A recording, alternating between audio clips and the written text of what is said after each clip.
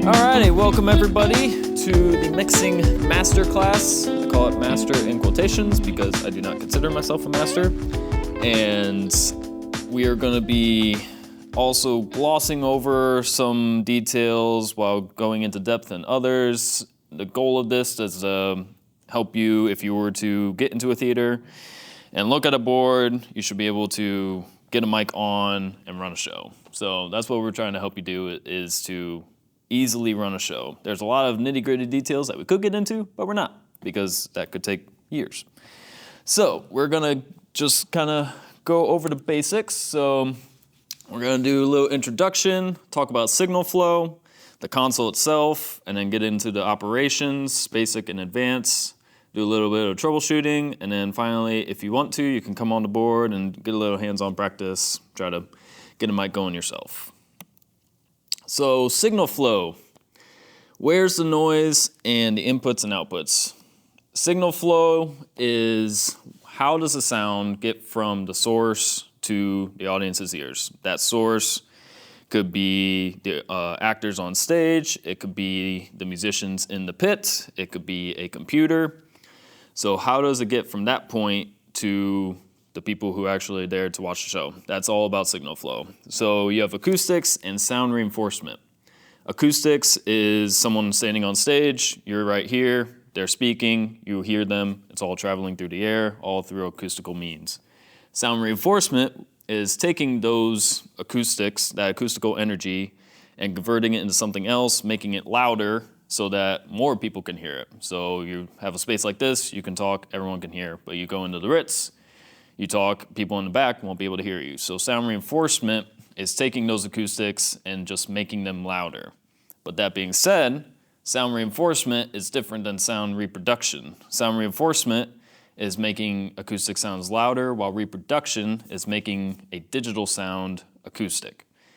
So our goal as live sound engineers is to make whatever's happening on stage reinforced. We don't want to reproduce that sound, we just want to reinforce it. We want it to sound as natural as possible. We want the vocals to sound like vocals.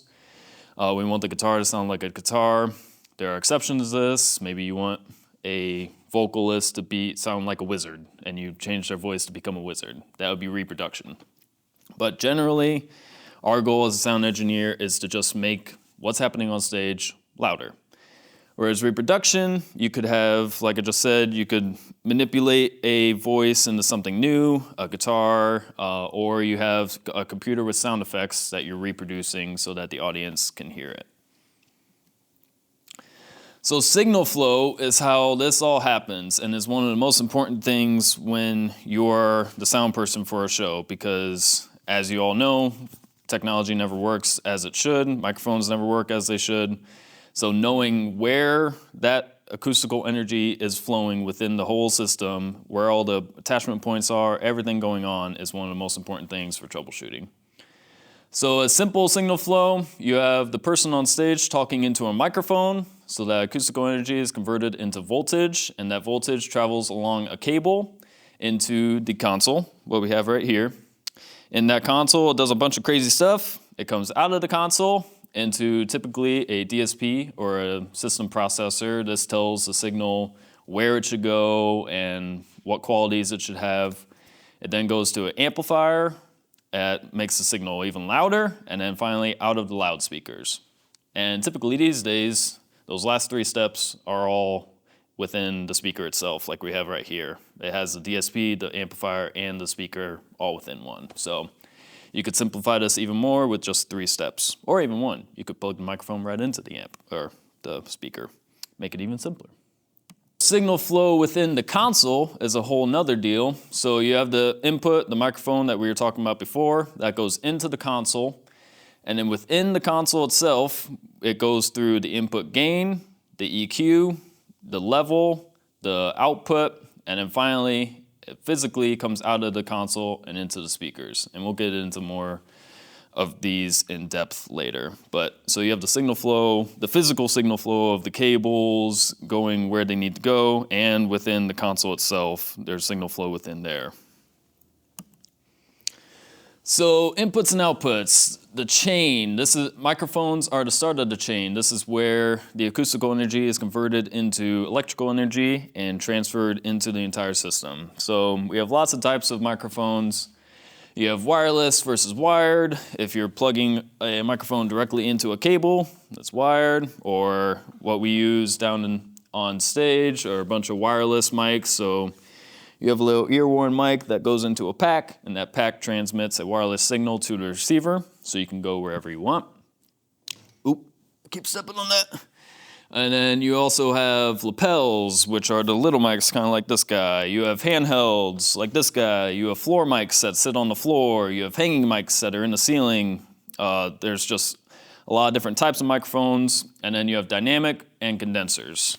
Dynamic are more robust, and condensers can pick up more sensitive sounds. They're more sensitive mics. So anytime you have a little tiny mic, that's typically a condenser, like the lapels, and then typically all your handhelds will be more dynamic mics.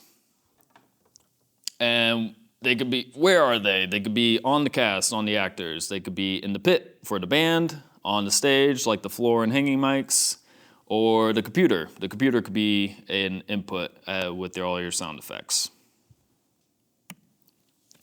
The mixing console, this is where the magic happens. So the sound engineer takes all those inputs and is now in control of how they sound. So they take the signal and they shape it to what they want to be, typically trying to shape it back into a natural sound because speakers and microphones are not perfect. So they are going to have their shape, their tone that they're going to have, and you have to adjust to that. And I see the sound engineer as a performer, just like the cast or the band, because they are actively running the show throughout the show. They're not just putting all the faders up, leaving them there for the show. They're actively moving faders, adjusting based on performance and how loud someone's being, or something's a little different in the system. Maybe a certain frequency is acting a little different that night because of humidity. There's so many factors, but they are actively trying to make the show flow as smooth as possible. And finally, the last of the chain are the speakers. They actually produce a sound that the audience will hear.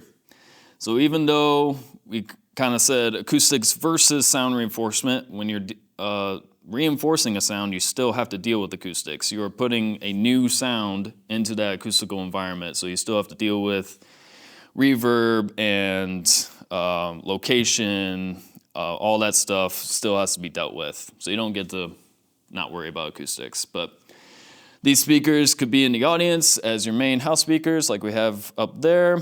They could be in the pit for monitors so they can hear what's happening on stage. They could be on stage so they can hear what's happening in the pit. Or it could be another output, could be the computer again to record the whole show. So lots of different outputs you could have.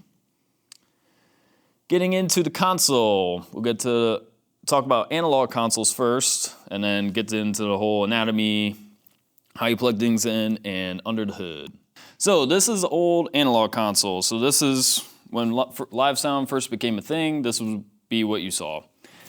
So if you ever seen the digital console like we have today, it's a lot less knobs and buttons and more streamlined. You have the screen, whereas analog consoles were all knobs and buttons. So it may look overwhelming, but a lot of, I don't want to discriminate, older gentlemen in the sound field like these better because everything was right in front of you. You didn't have to deal with the computer. You just had the knobs and you knew exactly what they were doing.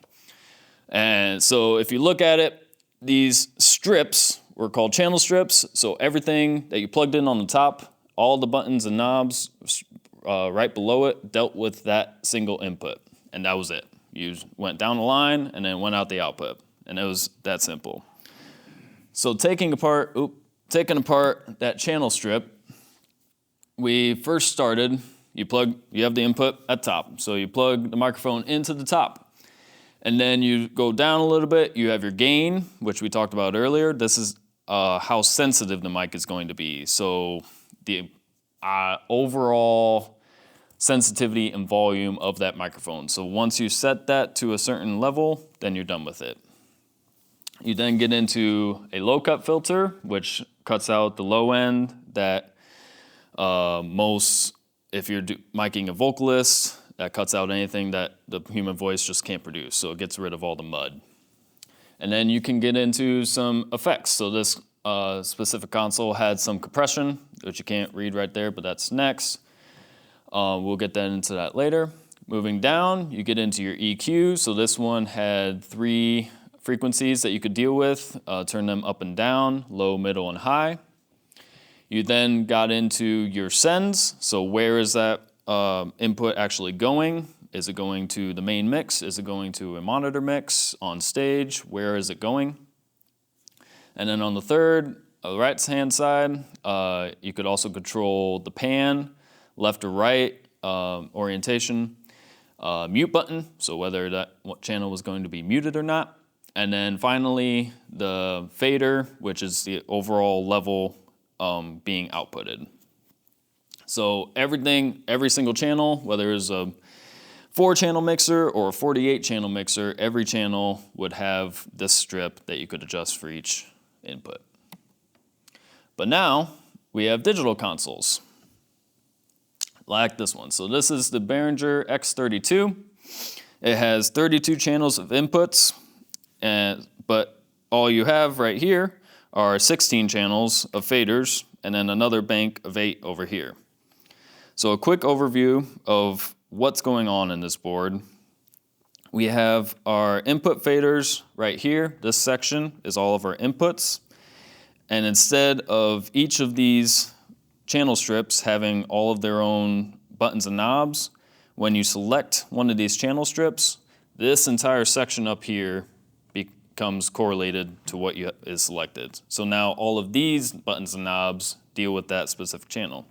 But if we want to adjust this channel instead, now everything up here has been adjusted for this channel. So everything correlates to what is selected. So instead of having a bunch of buttons and knobs dealing with each individual one, we now have one set of buttons and knobs that deal with everything. So this is all our inputs down here, and then all of our outputs are over on this section. Up in the top left, we have all of the channel strip stuff that we just talked about. So we have our gain, our low cut, then we get into our gate and compression. So these are our dynamic processing if we want to deal with that. We then get into our EQ, our equalizer, and we have a lot of different options that we could play with there. We then get into our bus sends or aux sends. Bus, going forward, bus and auxiliary, aux, they both mean the same thing. I think it was a matter of whether the board was manufactured in Europe, whether it was called a bus or an auxiliary. But on this board, they are called buses. On the last board, they were called an aux. Same thing. It's a way of getting a signal to somewhere else. And then we have our main bus, which is our main fader, and our pan. So everything that you saw on that analog console is right here. We then have the screen, which we'll get into in a second. All the way on the right, we have our monitor level. So if you had headphones plugged into here so you could hear a specific channel just in your headphones, you can mess with that here. Talkback mic, if you want to talk to someone on stage, you can plug a mic into there. We have our scenes section right here, which we'll get into later. Some assignable buttons and knobs that you can make whatever you want. And then finally mute groups down here, which we will get into. And then, so inputs, as I said, were over here. These 4 buttons are banks. So if you can see, I'm changing, this is 1 through 16 inputs. And then this button is now 17 through 32. So that's all our inputs. We then get into our auxiliary inputs, which would be like a computer you could plug in, or a CD player. You can use those auxiliary inputs. And then effects. And then this last fader, these become now outputs. So it kind of mimics what's going on over here. So that, again, breaks the rule. There are no rules on digital console. You can make it whatever you want. Over on the right side are our outputs. So we first have our DCAs, which we will get into later. buses 1 through 8, buses 9 through 16, and then matrices, which we might get into. It's another type of aux, all the things. On the back of the board, I'm not going to be able to show you guys, but I'll show the camera. We have our physical inputs, so this is where you are actually plugging the mic into the console. So we have all 1 through 32 inputs over here, and then over on the right side, we have 16 outputs that we can take different places. So you could have 16 different speakers coming out of this console. We also have those auxiliary inputs that I was talking about earlier. If you wanted a computer in or out, that's all down here. And then we also have Ethernet. And this is not carrying Wi-Fi, but this is carrying signal. So down in the Ritz with the Allen & Heath SQ7, that is the board that we have down there, that carries all of its signal through Ethernet. So an Ethernet cable plugs into the console, goes all the way to stage, and then what you see right here are then contained in stage boxes. So there are little, probably about this big stage boxes on stage right. And instead of plugging inputs directly into the console, you plug into there, and that signal then travels along the Ethernet cable all the way back to the board. So it's the same thing, but it's just a different location that you're actually plugging something in. And that allows you a lot more flexibility. You could take those stage boxes anywhere on stage, and it's just a lot more flexible. So the first page on our screen is the home. So this will show you everything that is dealing with what is selected. So if we have an input selected, we can see everything that deals with that input. So we have kind of an overview screen, a configure screen, where's that input. If you were doing some special routing, you could do that there. You then start getting into everything over here. So we have our gate first, our compressor, our EQ, our sends, and then our main output. So the screen correlates to these different sections over on the left-hand side. Next tab down is our meters. So if you wanted to see the levels of all the inputs or all the outputs, you can come to this tab. Routing, which is internal routing or external routing. What if you wanted to say, I want input 1 to actually show up on channel 16, you could do that there. A lot of fancy stuff you can do in routing. You then get into setup, which is just your normal fun stuff within the board, but it does have scribble strip, which is hard to say. And this is where you can color a channel or name channels. So this setup and scribble strip is important because that allows you to name channels, which becomes very helpful when you have a lot. Library are different presets you can use. Don't use it very often. Effects are where you can get to reverb if you want some reverb or a delay. Echo, you can get into that there. And then these last two buttons are mute group and utility, and we can get into those later. They just kind of give you more options to these buttons down here. But really the main page you'll be on is home, and you can either go left and right to get to, say, EQ, or you can tap these little view buttons in each of these sections over here, and that'll make the screen go to that section automatically. Biggest thing to know is just always know what is selected on the board, because the screen will always correlate to what is selected. So just always know what's selected, because you could be adjusting something without realizing you're not adjusting the right channel. So basic operations. This will cover channel gain, EQ and dynamics, routing, and then finally sound check. How do you actually sound check a microphone? We have a microphone. We have this handheld. Say this is on stage, and we have a 100-foot cable, and we are plugging into the back of the board. Nice and simple. It's all wired. You're plugging right into the board. You don't have to worry about any external routing. It's just right there. We have this microphone. So how do we make it make sound? When you talk into this microphone, you can see, hopefully, that there is a little green mark showing up on this right here. So this is your level of the specific channel. And then over on the screen, if you're on your home page, you can also see that same level right there, which you can't really see on the projector. Apologize. But we want this level to be peaking in the orange. So if I turn the gain up right here and keep talking, you'll see that level get higher and higher. Now we're getting into the orange. And if I go too high, then we'll get into the red, and that's no good. So the red is clipping, so we want to be just below that with any loud sounds. So my normal talking is just peaking in the orange, and if I yell, hey, that's right below clipping, so -6. So that's actually perfect level. Hey, hey! And that was a little clipping, so I'll turn that back down a little bit. But we want to be sitting around kind of that -18, -12 with the normal voice, normal speaking voice.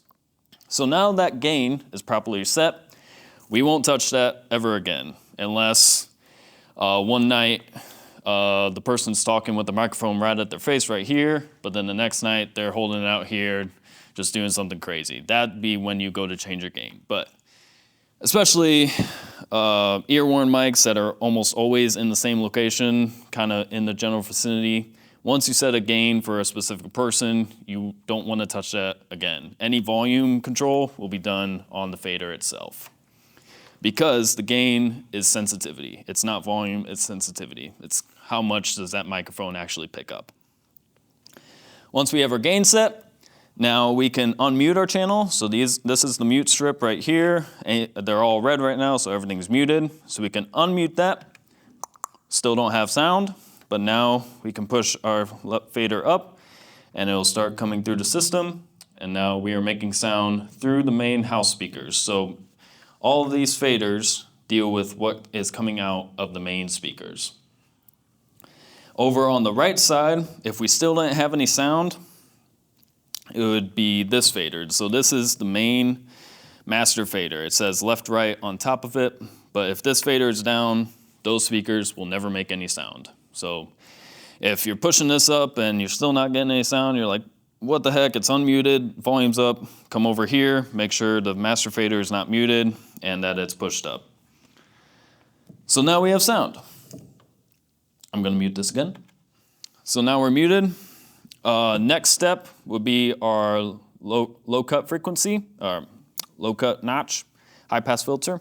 So it's called a high pass filter because you're letting the high frequencies pass through while the low frequencies are getting cut out.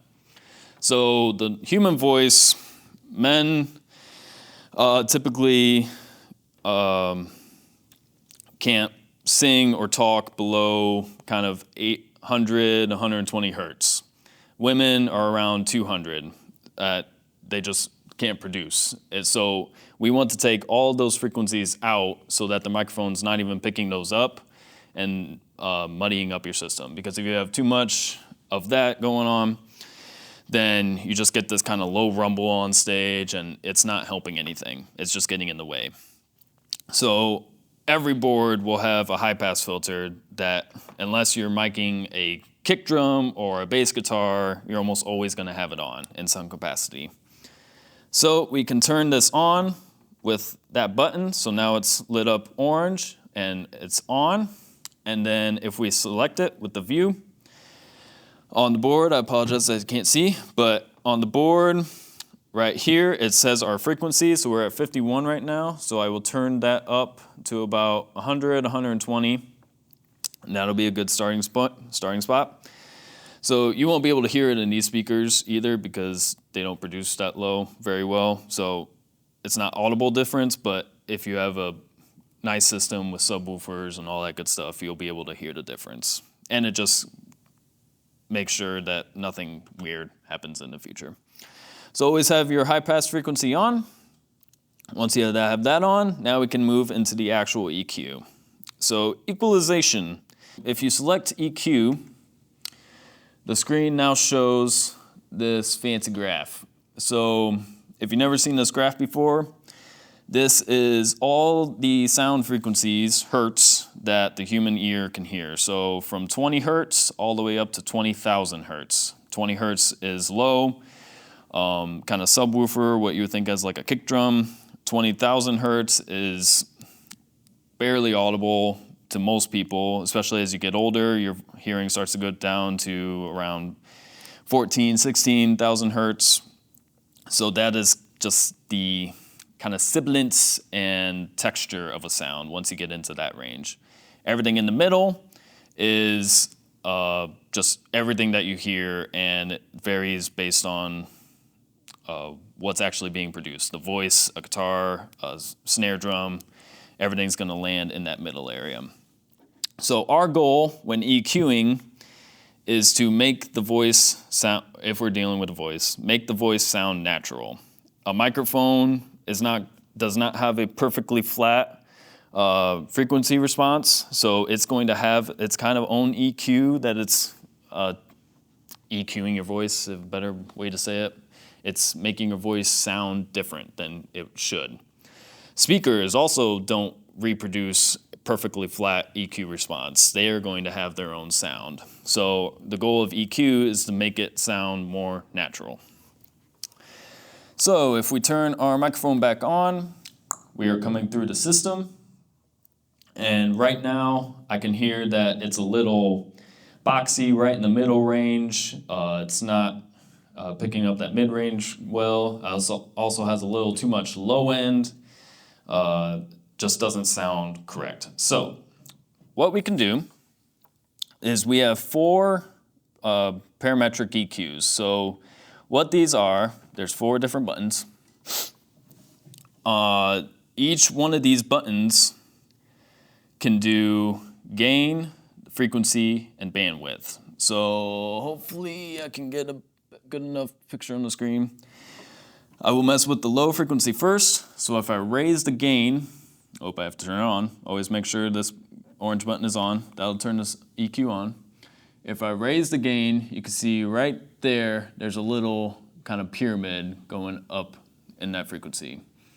And then I can move the frequency, and that'll move it from low to high, back down to low. And then I also can change the bandwidth, which is how big that notch actually is. So I can make it a really big notch like that, or I can make it a nice tiny notch where I'm only impacting a very small frequency set. So I will start with kind of a middle range bandwidth, and now we can do seek and destroy. So seek and destroy is starting off with the low end and working way up, raising the gain slowly, because when you raise the gain, you risk feeding back, and no one likes feedback. That's when the system gets all squeaky. So always be careful when you're doing this. Always have your left hand on the fader just so you can pull that down in case anything bad happens. So start raising the gain, and now that it's raised, you can start moving that around, and now we can hear what we're actually adjusting. So if I keep talking, we're getting into the high end now, and this is the very high end that it can barely reproduce. We're going back down. This is around 4,000 hertz, going down. This is 1,000 hertz, going down 500 hertz, and into the low end. This is about 100 hertz. So I'm listening for what sounds unnatural, the most unnatural, because of course it all sounds unnatural when you're boosting it. But I'm listening for what sounds most unnatural. So right here, this sounds unnatural. It's kind of boomy. It's just not correct. So now that we found that, I'm going to take my gain down, and I'm going to cut that out. You don't need to do too much. If you cut it all the way, then it's just, you're again getting into unnatural. So just a little bit helps. So we're going to cut that right about there. And this is all based on your ears. You can look at graphs all day long, but you really just have to kind of listen to what do you feel sounds natural. It's gonna be different for everyone. Everyone EQs differently. So we did the low end. Now we're gonna get rid of that nasty mid-tone that I keep hearing. So we're gonna raise the low mid up, and we're gonna search around, and right around there, I can already hear it. That's that kind of boxy sound, and we'll take that out. And that about right there sounds good. We're gonna go into the high mids. So the high mids, it's gonna be kind of that tinny sound. This mic isn't too bad. About right here, there's that kind of sound to my voice. Over here is a little natural too, but this more sounds ugly to me, so I'm gonna take that out real quick.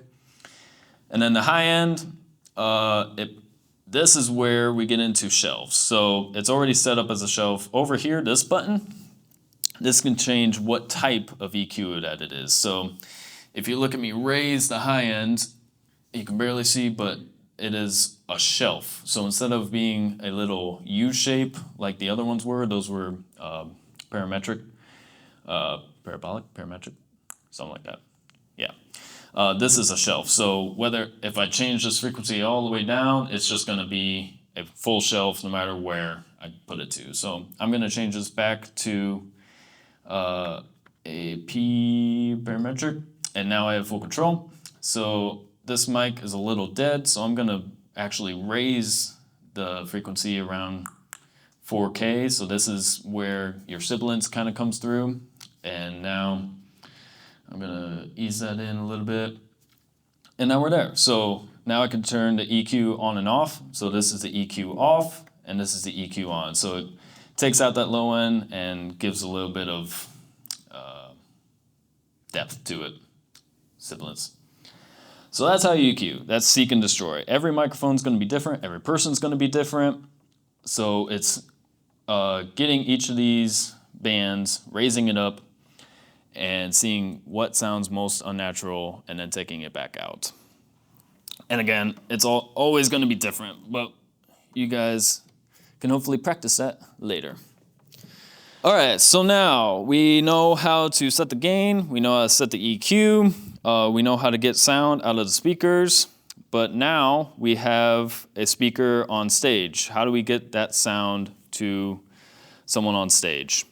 Yeah, we'll get into this. So over on the right, we have our buses. Buses are, imagine an actual bus, and all the inputs are little kids going to school.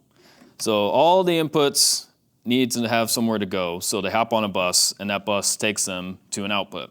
That output can be the main house speakers. They could be a monitor on stage, it could be a monitor backstage, it could be a computer. But these buses can take however many inputs you want and take them somewhere, a physical output. They're also magical buses because an input can go on multiple buses at once and go lots of different places. So an input is not restricted to only one bus. So right now, channel 1 is going to the main fader, going into the house, but we also want that to go on stage. So bus 1 is already routed, it's plugged into the back of board, coming out at output 1, going into our monitor, which we would imagine is on stage.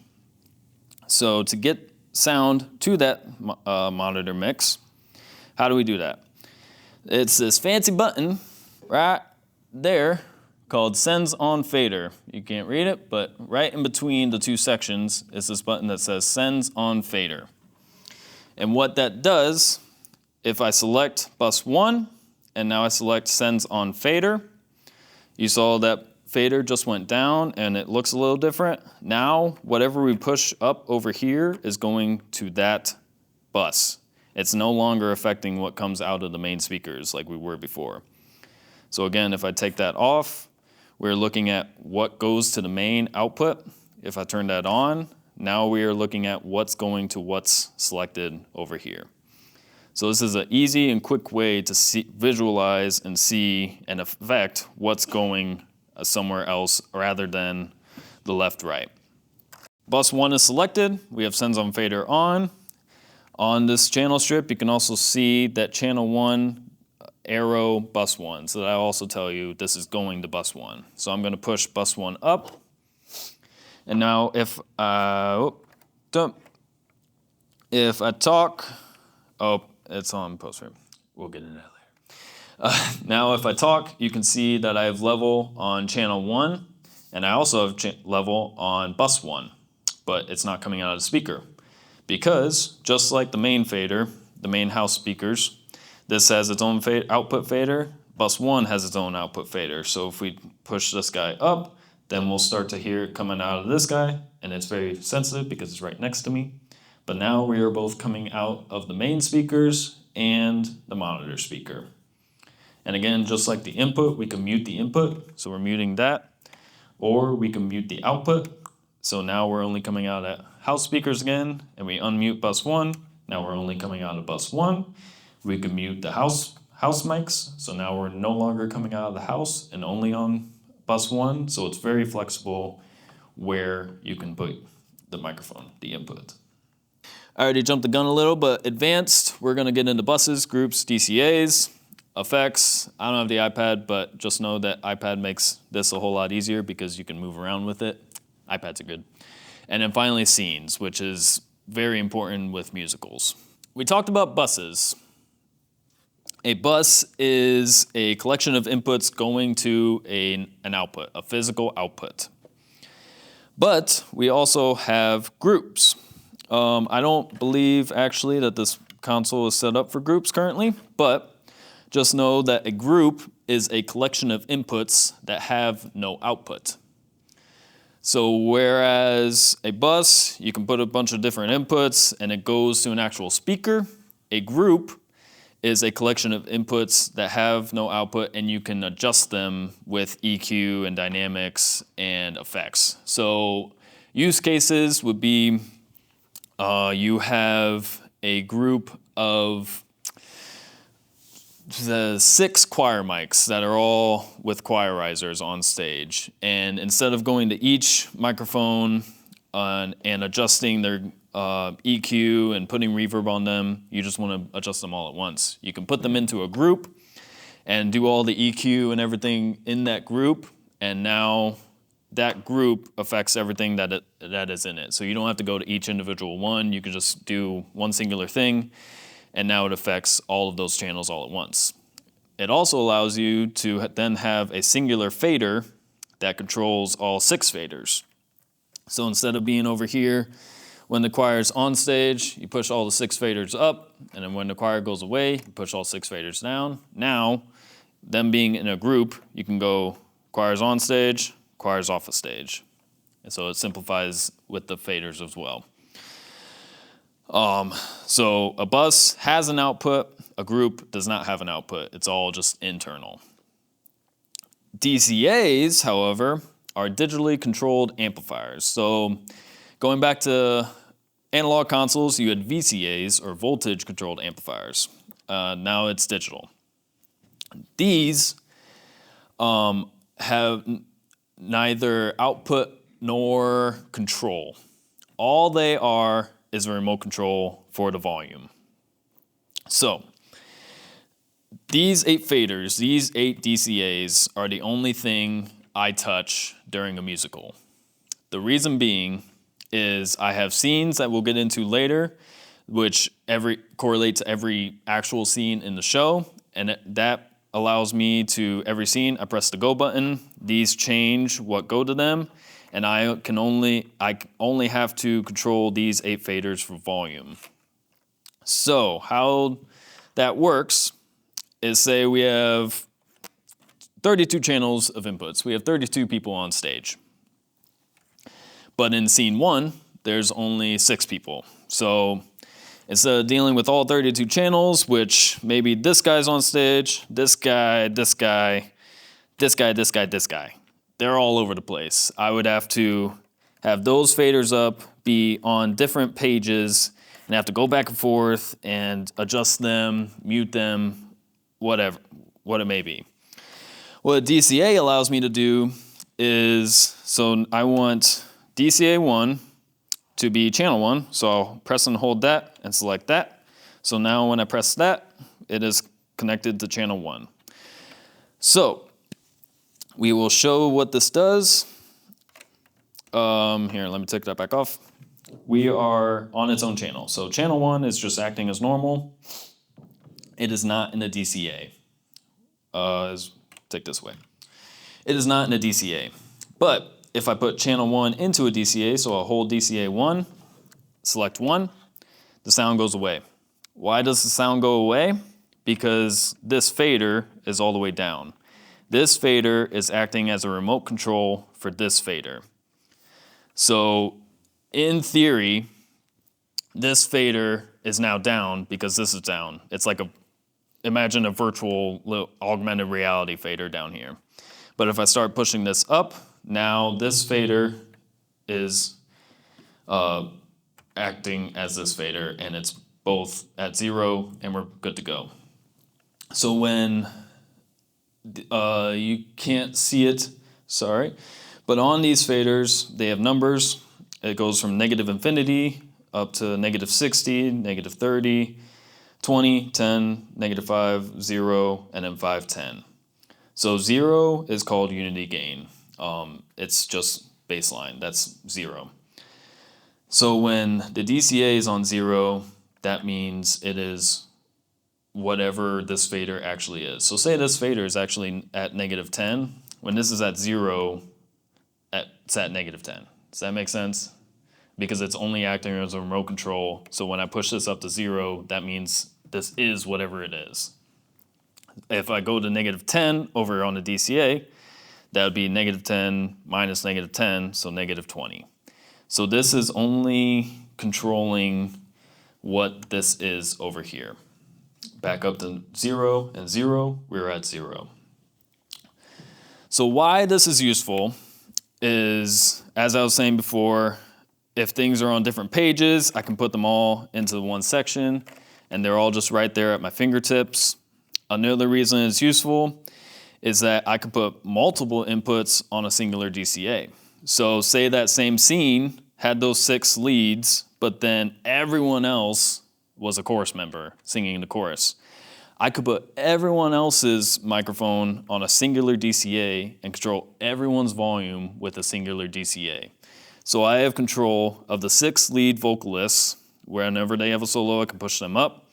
But I also have control of everyone else on stage, so I can control the entire chorus's volume with a singular fader.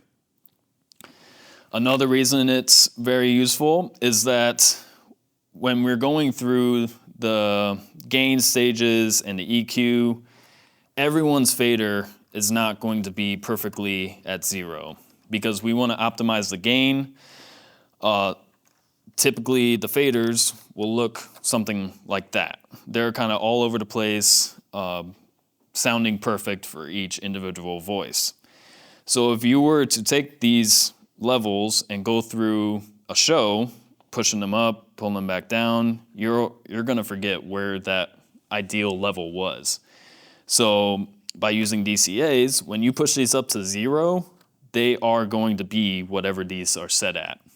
So I know whenever I push this up to 0, it's going to sound perfect because it's the level I wanted to start with.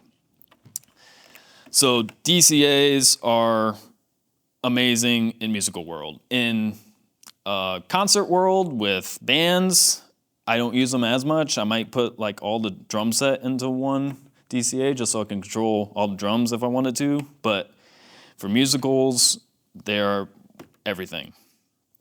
I think I covered everything that can be done with DCAs. Does anyone have any questions over DCAs?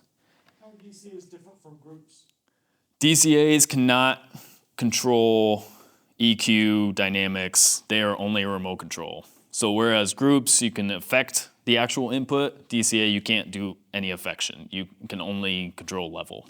Effects. Effects are next. I'm just gonna simply show kind of how to set effects up. So we have the Wicked Witch of the East on stage, and we want them to sound menacing, so we want a little reverb on them. How do we put that reverb on? So we are on groups, DCA 1 through 8. This is bus 1 through 8, and then finally bus 9 through 16. 13 through 16 are preset as our effects outputs. Excuse me. So effects 1 is routed to bus 13. It says it right there. You can't see it.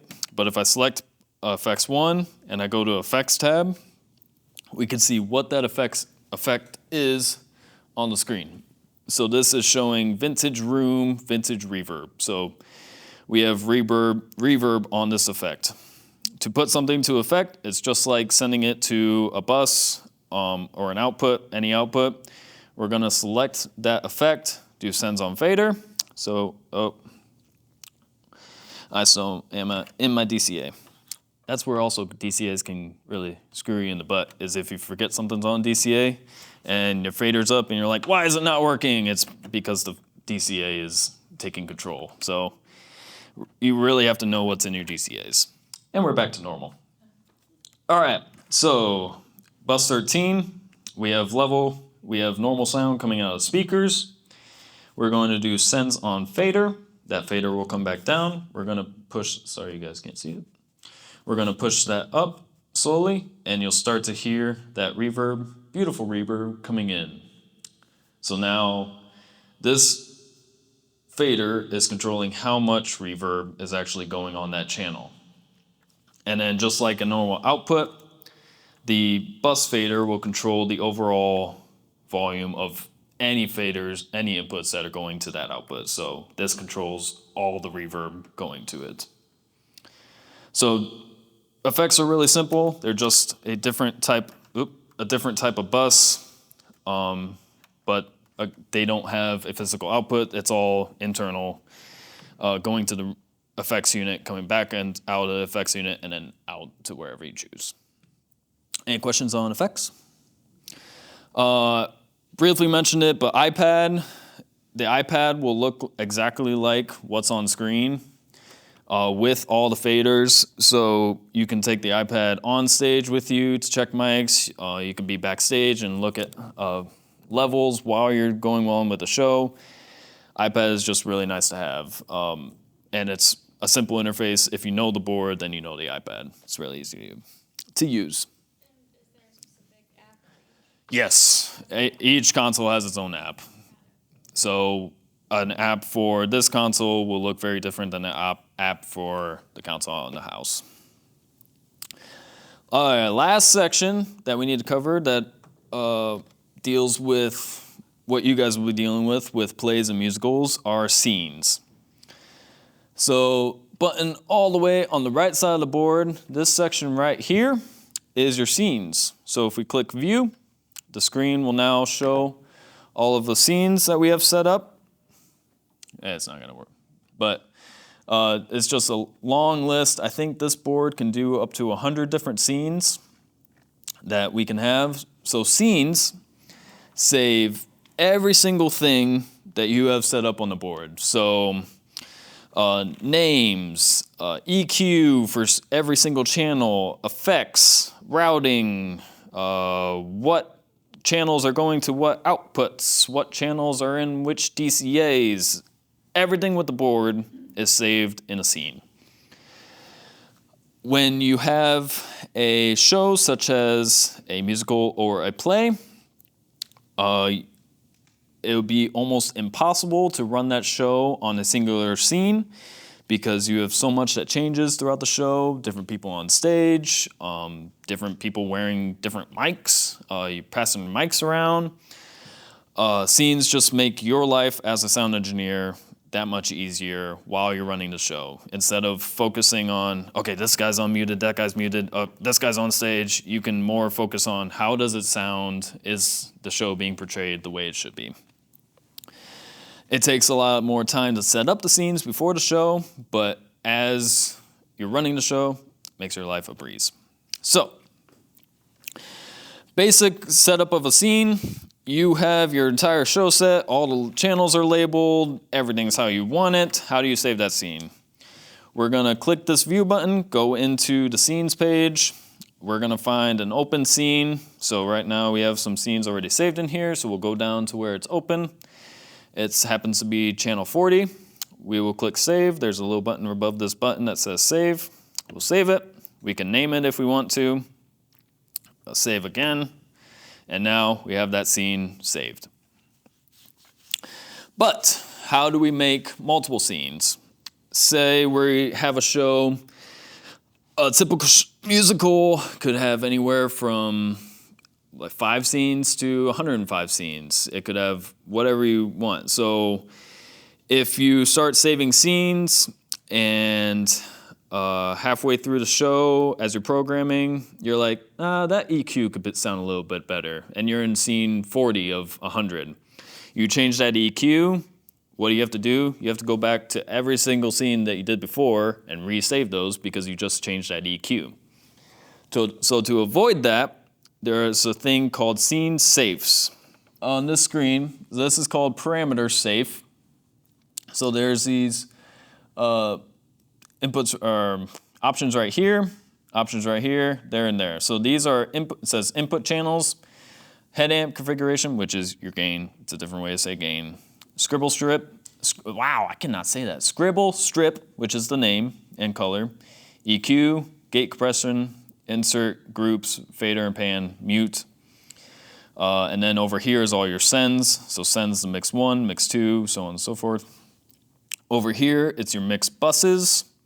So same thing, sends, configuration, EQ, console. So this is parameter safe. So what parameters of every single channel are going to be safe? Next page is channel safes. So this has channels 1 through 16 through 32, auxes, effects, buses, matrices, DCAs, and effects again. So what full channels are going to be safe? So parameters, what specific parameters of all the channels are going to be safe, and what channels are going to be safe. So what does it mean to be safe? Say we saved scene 1 and we like that scene. That's going to be our happy scene. We want to save things that we want to be able to adjust later and that will save to all of the scenes. So take that same scenario. We're in scene 40 of 100 and we want to change the EQ. If we selected earlier to have EQ saved, if I change that EQ and save it, it'll now save across all scenes. It is not scene dependent anymore. It'll just save to the inner workings of the console. Every single scene will have that EQ on that channel because it is safe. It is safe from being scene specific. So EQ is good to EQ. EQ is good to save, gain is good to save. So on an input channel, I will have gain, the name, EQ, gate and compression, insert, not groups, but fader, yes, and not mute. Okay, make that list one more time. Everything but groups and mute. You want everything to be saved except groups and mute. Because everything else other than groups and mute is dealing with the sound of that input, how it actually sounds, the level of it. Whereas groups and mutes is what you want to adjust throughout the show. Channel 1 is on in scene 1, but not on in scene 2. You want to be able to change that, to save that. So we want those not to be saved. I also save all of my sends. So if I want all of the vocalists to go to the pit monitor, I don't want that to change between scene to scene, so I save all those. I save all of my mix buses because they're not going to change throughout the show. And then over on channel safe, I will save my left-right because I don't want my left-right to change the entire show. And I will typically also save my pit musicians. The reason being, once I have my pit kind of sounding the way I want them to, they're just going to be playing throughout the show, and if they're not playing, then they're not playing. But I will save them so that I can kind of adjust them as I go based on how the night's going, if that makes sense. I don't want them to be changing on their own as I go through the show. And these are things that if you're actually running a show, I'll change what's safe and not safe as I go through a show because I find out, oh, I wanted to actually change this one in this scene, or I'm tired of moving this fader, so I'm going to save that. But typically, I save everything except for mutes and groups so that you can actually dictate what's on and off in each scene. And then specific channels I will save just if I don't want to have to deal with them.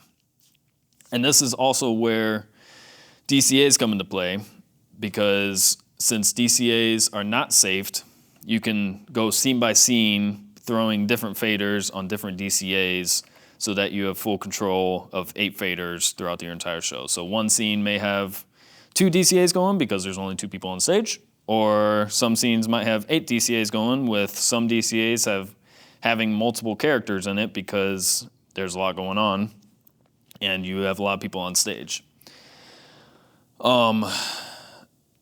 Sometimes DCAs can be restricting because you do only have 8. So take a scene like Titanic. In the first actual scene of the show, there's like 20 characters who have speaking lines.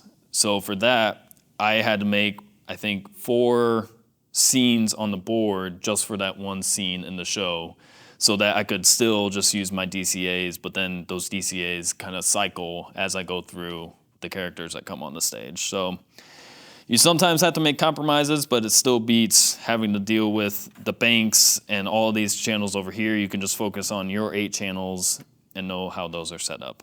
All right, last section I have for you guys is troubleshooting. There's always going to be a mic that doesn't work or a mic that sounds weird. It's just how audio goes. Nothing ever works perfectly. How do we go about troubleshooting that mic, figuring out where the problem is? We're going to go back to all the way at the beginning with signal flow. Knowing where that signal is going and throughout the entire chain is key. Tonight, it's really simple. We have this microphone. It's plugged into a cable. It's plugged into the back of the board, goes into the board, comes out of this cable, runs up there, and it goes into the amplifier, which then feeds another cable, which go to those speakers. So if you counted that, that's 1, 2, 3, 4, 5, 6, about 6 connection points. Connection points, physical connection points, are probably going to be your leading cause. So going to each connection point, making sure they're plugged in, changing out a cable at each kind of point A to point B section, that's going to be your best bet. Then once you kind of have all those physical connections, making sure things are on, so on and so forth, then you can get into the signal flow of the board. Once it gets into the board, what's going on inside there that could prevent it? We could have a fader level that's down. We could have a channel that's muted. As you saw earlier, I could have a DCA that I forgot was hooked up to that channel, and that DCA fader could be down. We could have the main master channel be muted. There's a lot of things within the board that, as long as you know what can go wrong in the board, that'll help you know what could be going wrong. A quick thing you can do, say this microphone's not getting a sound in the system. You're like, what's going on? First thing I would do is make sure that we have some sound coming out of the system. If I take another mic and it makes sound, then we can cross out a lot of different factors. We know it's nothing on the back end of the mixer, because everything coming out of the mixer, something coming out of the mixer is making sound. So now we know it's either something on the front end with this microphone specific, or it's something in the board. So we got that going. We're good on the back end. We mess around a little bit, and now we talk into the microphone and we see the marks on the board. So now we're like, okay, it's good on the front end. It's getting into the board at least. So now we knocked out the back end, we knocked out the front end. It's under the hood. It's something in here. So then you start running through your mutes. Is main fader muted? No, because we heard something else. So main fader can't be muted. Are any DCAs hooked up to it? No. Is fader level down? Yep, that was down. Is it muted? Yep, that was muted. There we go. So kind of using your tools at your disposal, figuring out and trying other things to kind of see where the issue is. If it's front, under, or out, that's going to really help you narrow down something quicker. Because it could be a wireless mic that lost its battery. Like, it could be all the way at the beginning. There's just a lot of things that could go wrong. On the front end of feedback, placement of speakers versus microphones is going to be your biggest enemy. So the reason feedback happens is a sound, a frequency, a voice goes into the microphone, out of the system, and then that same sound then goes back into the microphone and creates this loop of it hearing itself and reproducing itself. The biggest reason for this is a horrible situation where I am in front of the speakers, so it is therefore going to hear what's coming out of the speakers. So speaker placement is always the biggest thing.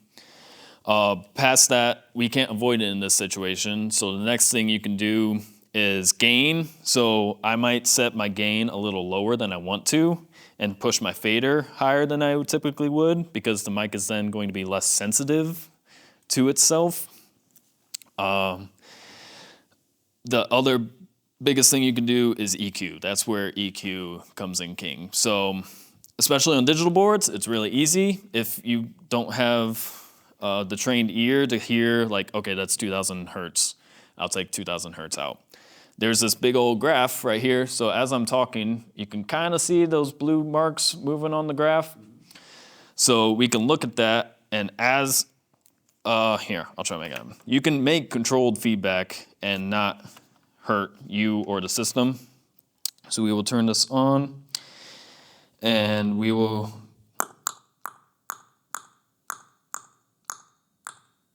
there, start a little bit. I gotta turn the gain up.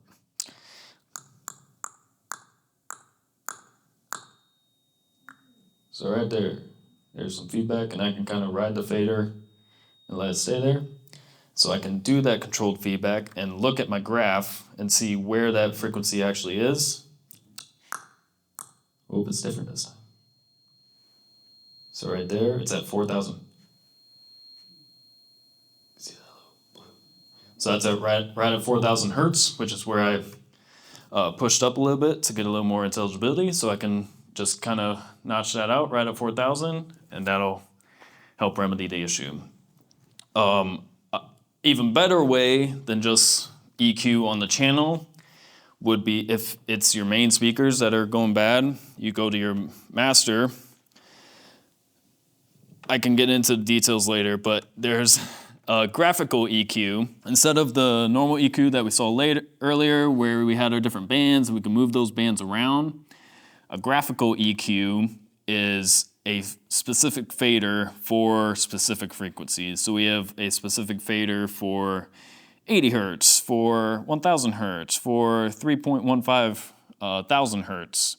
So we have, I think it's typically 32 again, faders, but specific amount of faders, and what that allows you to do is notch out specific frequencies. So we just had 4000 hertz feeding back at us, but not really anything else. So we can just go over to 4000 and notch out 4000, and now everything else kind of around it isn't going to be affected. So graphical EQs are really effective for strategic fixing sounds rather than being musical with a EQ with a voice. It's more for surgical. That's the word I'm looking for, surgical fixes. Well, that is the end of my presentation. I'm here for questions. I'm here if you guys want to hop on the board and try